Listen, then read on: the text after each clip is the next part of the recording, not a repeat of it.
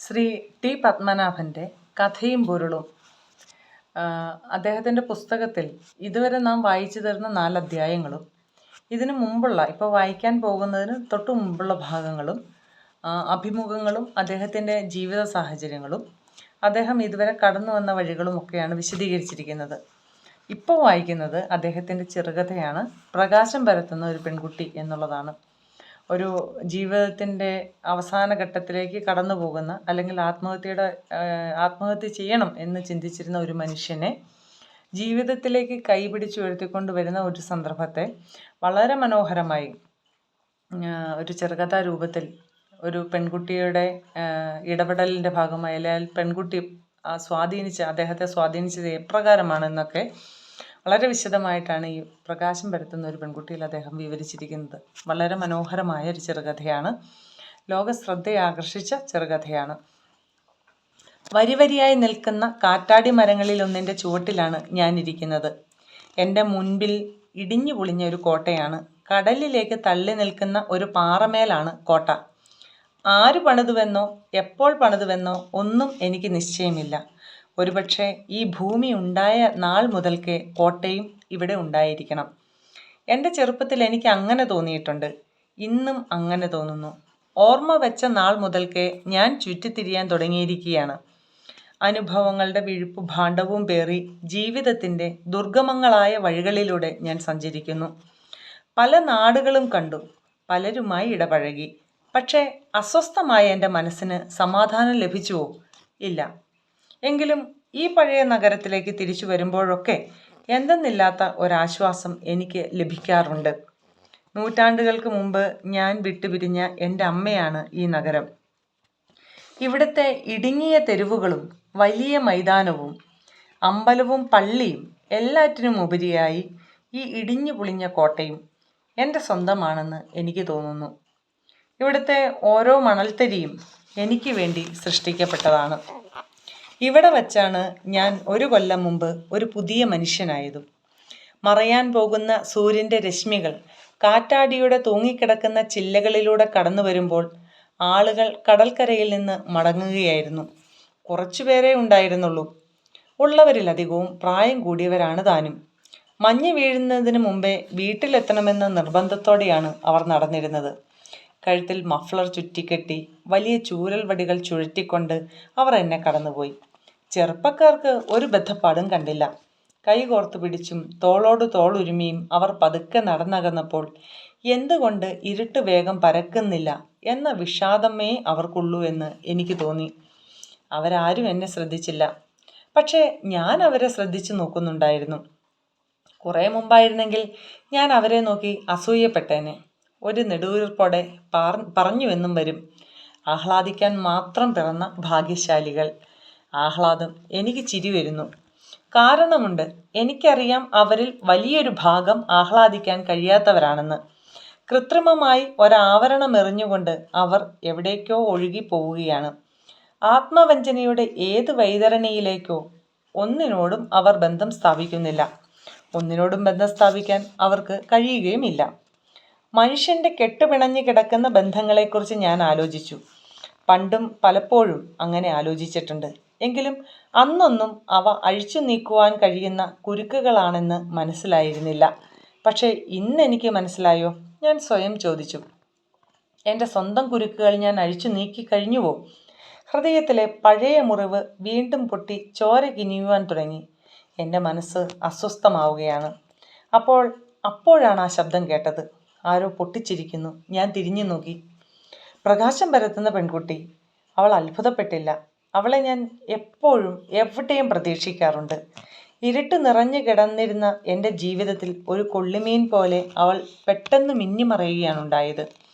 മായാത്ത ഒരോർമ്മയായി അവൾ അവശേഷിക്കുകയും ചെയ്തു. എൻ്റെ ആത്മാവിൽ എന്ന് തന്നെ പറയട്ടെ, അവളെ ഞാൻ വീണ്ടും കാണുകയാണ്. എൻ്റെ ശരീരത്തിലെ ഓരോ അണുവും ത്രസിച്ചു. അവളുടെ കൂടെ അനുജത്തിയും അനുജനും ഉണ്ടായിരുന്നു.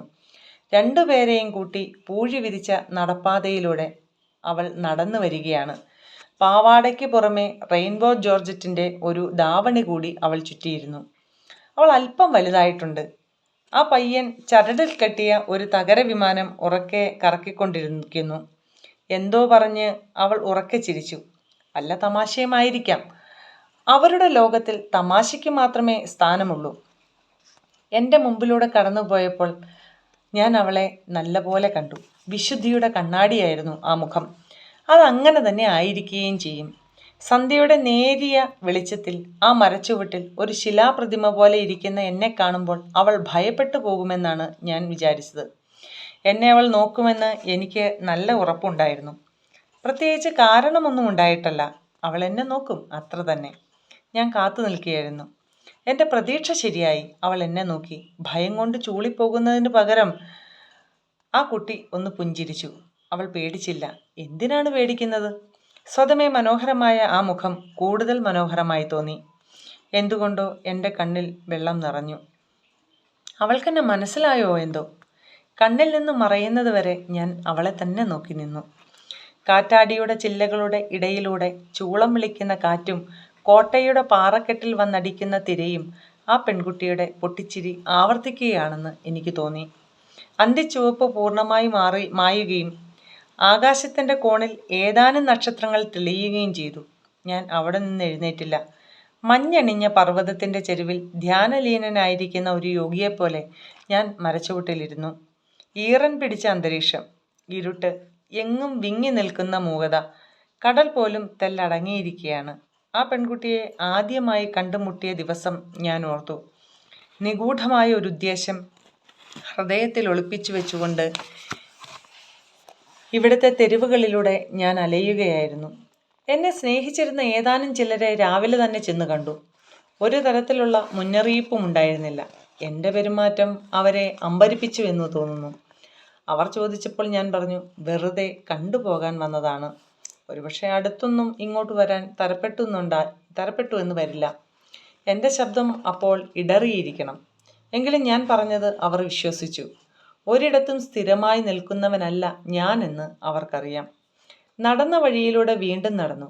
അമ്പലത്തിൻ്റെയും പള്ളിയുടെയും മുമ്പിലൂടെ പോയി. മൈതാനത്തിൽ കുറേ നേരം ചെന്നിരുന്നു. അവിടെ നിന്നെഴുന്നേറ്റ് വീണ്ടും ചുറ്റുവാൻ തുടങ്ങി. ഒരു മുക്കും മൂലയും ഒഴിച്ചു വെച്ചില്ല. എല്ലായിടത്തും നടന്നു. ഒടുവിൽ തിയേറ്ററിൻ്റെ മുമ്പിലെത്തി. അവിടെ അല്പനേരം വെറുതെ നിന്നപ്പോൾ തോന്നി, എന്തുകൊണ്ട് സിനിമ കണ്ടുകൂടാ? സിനിമ ഞാൻ എപ്പോഴും ഇഷ്ടപ്പെടുന്നു. എന്തിന് അങ്ങനെ സിനിമയെക്കുറിച്ച് മാത്രമായി പറയുന്നു? ഈ ലോകത്തിലുള്ള സുന്ദരങ്ങളായ എല്ലാ വസ്തുക്കളും എനിക്കിഷ്ടമായിരുന്നുവല്ലോ. സന്ധ്യയോടുകൂടി കളി അവസാനിക്കും. അതിനുശേഷം വേണ്ടത്ര സമയമുണ്ട്. എവിടെ വേണമെങ്കിലും പോകാം. കീശയിൽ പണമുണ്ട്. ഹോട്ടലിൽ മുറിയെടുക്കുന്നതിന് ഒരു മുടക്കവുമില്ല. വേണമെങ്കിൽ ഞാൻ താമസിക്കുന്നിടത്തേക്ക് തന്നെ തിരിച്ചു പോകാം. അവിടെ എൻ്റെ കിടക്കയിൽ സുഖമായി കിടന്നതിന് ശേഷം ഞാൻ വിഷം കുടിച്ചു മരിക്കുവാൻ തീർച്ചപ്പെടുത്തിയിരിക്കുന്നു. എങ്ങനെയാണ് അത്തരത്തിലുള്ള ഒരു തീരുമാനത്തിലെത്തിയത് എന്നതിനെക്കുറിച്ച് ഒന്നും തന്നെ പറയുവാൻ എനിക്ക് കഴിയുകയില്ല. എൻ്റെ ജീവിതത്തിൽ പിന്നിട്ട ഓരോ നിമിഷവും ഉത്കടമായ വിഷാദവും നിരാശയും നിറഞ്ഞതായിരുന്നു. എന്നെ നശിപ്പിക്കുവാൻ തക്കം പാർത്തിരിക്കുന്നവരാണ് ഞാൻ കണ്ടുമുട്ടുന്ന ഓരോരുത്തരും എന്നായിരുന്നു എൻ്റെ വിശ്വാസം. അതിനാൽ ഞാൻ എല്ലാവരെയും വെറുക്കുകയും ഭയപ്പെടുകയും ചെയ്തു. സംശയത്തിൻ്റെ പടർന്നു കത്തുന്ന ഒരു പന്തം ഹൃദയത്തിൽ സദാ ആളിക്കൊണ്ടിരുന്നു. എങ്കിലും കുറച്ചുപേരെ എല്ലാം മറന്ന് സ്നേഹിക്കുകയുണ്ടായി. എൻ്റെ ബാല്യം ആനന്ദം നിറഞ്ഞ ഒരു സ്വപ്നം പോലെ കഴിഞ്ഞ ഒന്നായിരുന്നില്ല. അന്നേ തുടങ്ങിയിരുന്നു ഈ വീർപ്പുമുട്ടൽ. ഒടുവിൽ സഹിച്ചിരിക്കുവാൻ അല്പം പോലും കഴിയുകയില്ല എന്ന ഘട്ടം വന്നപ്പോൾ ആത്മഹത്യ ചെയ്യാനുറച്ച് മരണത്തോടുകൂടി ഏത് വേദനയാണ് അവസാനിക്കാത്തത്? അന്ന് വിഷം നിറച്ചൊരു കുപ്പിയുമായി തിയേറ്ററിൽ ചെന്നിരുന്നപ്പോൾ ഞാൻ സ്വയം പറഞ്ഞു, നീ മരിക്കണം, എന്നാലേ നിനക്ക് സുഖവും സ്വാതന്ത്ര്യവും ലഭിക്കുകയുള്ളൂ. ഏറ്റവും പിറകിലുള്ള സീറ്റിലായിരുന്നു ഞാൻ ഇരുന്നത്. മേറ്റിനി ആയതിനാൽ ആളുകൾ കുറവായിരുന്നു. ഞാനതിൽ സന്തോഷിച്ചു. ഒരലട്ടും കൂടാതെ പടം കാണാമല്ലോ. കളി തുടങ്ങാറായപ്പോഴേക്കും ഒരു പെൺകുട്ടിയും അവളുടെ പിന്നാലെ 2 ചെറിയ കുട്ടികളും കടന്നു വന്നു. അവർ വന്നത് തന്നെ വലിയ ശബ്ദമുണ്ടാക്കിക്കൊണ്ടായിരുന്നു. സാധാരണ കുട്ടികളിൽ കാണാറുള്ള ഉത്കണ്ഠയോ പരിഭ്രമമോ ഒന്നും തന്നെ അവരിൽ കണ്ടില്ല. ആ പെൺകുട്ടി ഒരു മൂളിപ്പാട്ട് പാടി തിയേറ്റർ മുഴുവനും അലക്ഷ്യമായി കണ്ണോടിച്ചു. അപ്പോൾ ഞാൻ പ്രാർത്ഥിക്കുകയായിരുന്നു, ദൈവമേ, ആ കുട്ടികളെ എൻ്റെ അടുക്കളയിലേക്ക് അയക്കരുതേ. ഈ അവസാന നിമിഷങ്ങളിൽ ഞാൻ അനുഭവിക്കുന്ന സമാധാനം അവർക്കെടുത്തു. ഈ തിയേറ്ററിൽ വേണ്ടത്ര സ്ഥലമുണ്ട്. എവിടെയെങ്കിലും പോയി അവരിയ്ക്കട്ടെ, ഇവിടെ മാത്രം വേണ്ട. ഞാൻ അങ്ങനെ പ്രാർത്ഥിച്ചു കൊണ്ടിരിക്കെ അവൾ എൻ്റെ അരികിലായി വന്നിരുന്നു. അവളുടെ പിന്നാലെ ആ 2 ചെറിയ കുട്ടികളും. ഞാനങ്ങോട്ട് നോക്കിയതേയില്ല. എന്നെ ബുദ്ധിമുട്ടിക്കാനല്ലെങ്കിൽ പിന്നെ എന്തിനവർ എൻ്റെ അടുക്കൽ തന്നെ വന്നിരുന്നു? ആ പെൺകുട്ടി തൻ്റെ അനുജത്തിയോടും അനുജനോടും കലപിലയെന്നും തമിഴും മലയാളവും കലർന്ന ഭാഷയിൽ സംസാരിക്കുവാൻ തുടങ്ങി. വലിയ ധൃതിയിലായിരുന്നു. സംസാരിച്ചു കൊണ്ടിരിക്കെ പെട്ടെന്ന് അത് നിർത്തി. ഏതെങ്കിലും ഒരു പാട്ടിൻ്റെ 2 വരി മൂളുന്നതിലും അവൾ വലിയ മിടുക്ക് കാണിച്ചു. ഇടയ്ക്കിടെ ഒരു കാട്ടുചോല പാറക്കെട്ടിൽ ചെന്നിടിച്ച് ചിന്നിച്ചിതറുന്നത് പോലെ പൊട്ടിച്ചിരിക്കുകയും ചെയ്തു. സിനിമ ആരംഭിച്ചു. ടെക്സാസിലെ വിശാലമായ പുൽമൈതാനങ്ങളിലൊന്നിൽ തങ്ങൾ സ്നേഹിക്കുന്ന ഒരു പെണ്ണിനു വേണ്ടി ചോര ചിന്തുവാൻ 2 ചെറുപ്പക്കാർ തയ്യാറായി നിൽക്കുകയാണ്. വെടിപൊട്ടുന്നു. മനുഷ്യൻ പിടഞ്ഞു വീഴുന്നു. കുതിരകൾ പായുന്നു. ആയിരക്കണക്കിനുള്ള പശുക്കളെ ശത്രുക്കൾ തെളിച്ചു കൊണ്ടുപോകുന്നു. എൻ്റെ അടുത്തിരുന്ന ആ പെൺകുട്ടിയും അപ്പോൾ ടെക്സാസിലെ ആ മേച്ചിൽ നിലത്തായിരുന്നു. അവൾക്ക് സ്വസ്ഥത തീരെ ഉണ്ടായിരുന്നില്ല. ഒരു കുതിര മറിഞ്ഞു വീണപ്പോൾ ഉള്ളിൽ തട്ടിയ വ്യസനത്തോടെ അവൾ പറഞ്ഞു, പാവം. ഡേവിഡ് ഫാരറിയുടെ ബീഭത്സമായ മുഖം ക്ലോസപ്പിൽ കണ്ടപ്പോൾ അവൾ പറഞ്ഞുപോയി, ആയ്. അങ്ങനെ പറഞ്ഞ് അവൾ സീറ്റിൻ്റെ പിറകിലേക്ക് വലിഞ്ഞു. ഏതോ ഒരക്രമിയുടെ കൈക്ക് വെടികൊണ്ടപ്പോൾ അവൾ എന്നെ കൂടി പിടിച്ചു കുലുക്കി. സബാഷ്, അങ്ങനെ വേണോ അല്ലേ? യാതൊരു സ്തോഭവും പ്രകടിപ്പിക്കാതെ തിരശീലയിലേക്ക് തന്നെ നോക്കിയിരിക്കുകയായിരുന്നു ഞാൻ. എനിക്ക് ആശ്ചര്യം തോന്നി. ചൈതന്യത്തിൻ്റെ ഒരു സ്ഫുലിംഗമായ ആ പെൺകുട്ടി. ആ കുട്ടിയുടെ നേരെയുണ്ടായിരുന്ന നീരസം പതുക്കെ പതുക്കെ നീങ്ങിപ്പോയി. അവൾ എൻ്റെ കൈക്ക് പിടിച്ച് ചോദിച്ചു, നിങ്ങൾ എനിക്കിതിൻ്റെ കഥ പറഞ്ഞു തരുമോ? ഞാൻ അവളുടെ മുഖത്തേക്ക് സൂക്ഷിച്ചു നോക്കി. അവളുടെ മൂക്കുത്തിയിലെ വൈരം പോലെ തന്നെ അവളുടെ മുഖവും തിളങ്ങുന്നു. പറയൂ, എനിക്ക് പറഞ്ഞു തരില്ലേ? എനിക്കൊന്നും മനസ്സിലാകുന്നില്ല.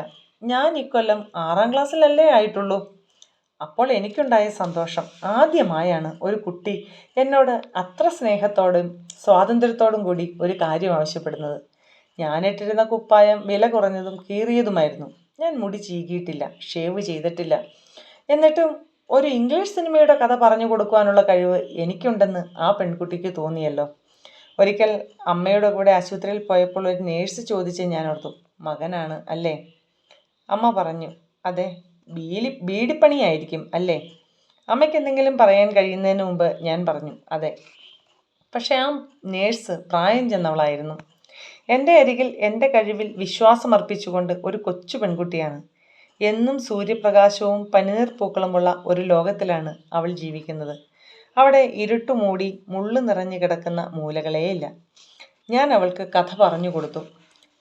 കളി പകുതി കഴിഞ്ഞപ്പോൾ ഞാൻ കേൾക്കുവാൻ വേണ്ടി അവൾ മനോഹരമായൊരു പാട്ടുപാടി. അതിലെ വരി ഇങ്ങനെയായിരുന്നു, ചാന്താരേ ജാരേ ജാരേ. പാട്ട് അസലായെന്ന് പറഞ്ഞപ്പോൾ അവൾ പറയുകയുണ്ടായി, എൻ്റെ അച്ഛനും എൻ്റെ പാട്ട് വലിയ ഇഷ്ടമാണ്. അനുജൻ്റെ കീശയിൽ നിന്ന് ഒരു ചോക്ലേറ്റ് പാക്കറ്റ് എടുത്ത് അവൾ പൊളിച്ചു. എനിക്കും തന്നു. മരിക്കാൻ പോകുന്ന എനിക്കാണ് അവൾ ചോക്ലേറ്റ് സൽക്കരിക്കുന്നതെന്ന് ഓർത്തപ്പോൾ ചിരിക്കാതിരിക്കാൻ കഴിഞ്ഞില്ല. ഞാൻ പറഞ്ഞു, വേണ്ട, എനിക്ക് വേണ്ട. എങ്കിലും അവൾ വിട്ടില്ല. അതെന്താ? നിങ്ങൾ ചോക്ലേറ്റ് തിന്നില്ലേ? നിങ്ങൾക്കിഷ്ടമല്ലേ? എനിക്കിഷ്ടമാണ്. അമ്മ എപ്പോഴും എനിക്ക് ചോക്ലേറ്റ് തരും. നിങ്ങളുടെ അമ്മ നിങ്ങൾക്ക് ചോക്ലേറ്റ് തരാറുണ്ടോ? എൻ്റെ അമ്മ എനിക്ക് ചോക്ലേറ്റ് തരാറുണ്ടോ എന്ന് ഒരുപക്ഷെ അവൾ വിചാരിച്ചിരിക്കും ഞാനും ഒരു കുട്ടിയാണെന്ന്. അവളുടെ നിർബന്ധത്തിന് വഴങ്ങി ഞാൻ ചോക്ലേറ്റ് തിന്നു. സിനിമ അവസാനിച്ചപ്പോൾ അവൾ പറഞ്ഞു, ഇപ്പോഴൊന്നും തീരണ്ടായിരുന്നു. ഞങ്ങൾ പുറത്തിറങ്ങി. സന്ധ്യയാകാറായിരുന്നു. അവൾ ചോദിച്ചു, നിങ്ങളിനി എപ്പോഴാണ് സിനിമയ്ക്ക് വരിക? ഞാനൊന്നും പറഞ്ഞില്ല. അടുത്ത ആഴ്ച വരുമോ? എന്താ വരാൻ കഴിയില്ലേ? എനിക്ക് തമാശ തോന്നി. ഞാൻ പറഞ്ഞു, അമ്മ സമ്മതിച്ചാൽ വരും. അവൾ പൊട്ടിച്ചിരിച്ചു. അമ്മയോട് പറയണം ഞാനും വരുന്നുവെന്ന്. എനിക്ക് ചിരിക്കുവാൻ കഴിഞ്ഞില്ല. അനുജത്തിയും അനുജനും പോകാൻ തിരക്ക് കൂട്ടുകയാണ്. ആ പെൺകുട്ടി വിട്ടുപിരിയുന്നതിൽ എനിക്ക് സങ്കടം തോന്നി. അവൾ പറഞ്ഞു, ഞാൻ കാത്തിരിക്കും.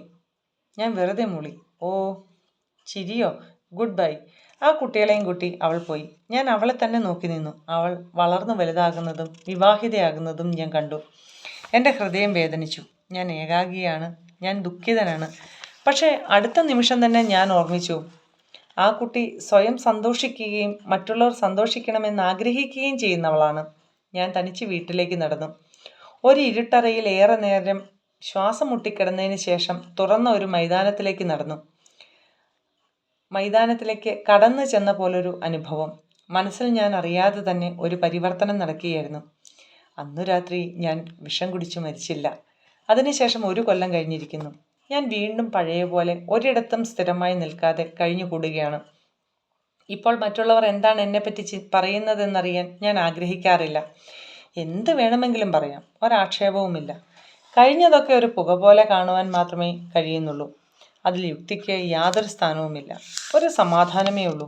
മനുഷ്യൻ്റെ ജീവിതത്തിൽ യുക്തിക്ക് വിശദീകരിക്കാൻ കഴിയാത്ത പലതും സംഭവിക്കാറുണ്ടല്ലോ. മഞ്ഞ് നല്ലപോലെ വീണു തുടങ്ങി. ഞാൻ പോവുകയാണ്.